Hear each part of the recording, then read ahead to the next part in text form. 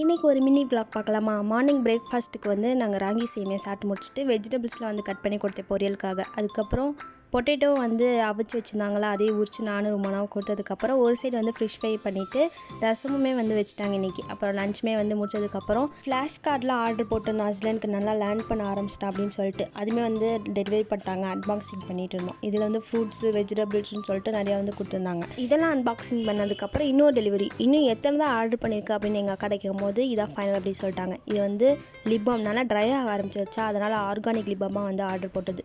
ஒன்று வந்து பீட்ரூட்டு, இன்னொன்று வந்து கோகோனட்டு. நல்லா க்ரீம் டெக்ஸ்சரில் சூப்பராகவே இருக்கும். அப்போ இதை தான் வந்து தடவிக்கிறது, நல்லா லிப்ஸ் வந்து ட்ரை ஆகாமல் பார்த்துக்குது. நெக்ஸ்ட்டு கதவுக்கு பின்னாடி ஒட்டுற ஸ்டிக்கருமே வந்து வாங்கினோம். கதவை வேகமாக திறந்தோம் அப்படின்னா டைல்ஸை தான் அடிக்குதா, அதனால. அதுவும் இல்லாமல் இது ரீயூசபிள், வாஷ் பண்ணி யூஸ் பண்ணிக்கலாம். அந்த கம் வந்து அப்படியே இருக்குது. அப்புறம் டாய்ஸ் வாங்கினோம் ஹஸ்பண்டுக்கு, பேட்ரி போட்டு யூஸ் பண்ணுற மாதிரி. அனிமல் சவுண்ட்லாம் வந்து கேட்கும் இதில். இதெல்லாம் அன்பாக்சிங் பண்ணுறதுக்குள்ளாடி நான் பார்க்குற சீரியல் போட்டாங்க.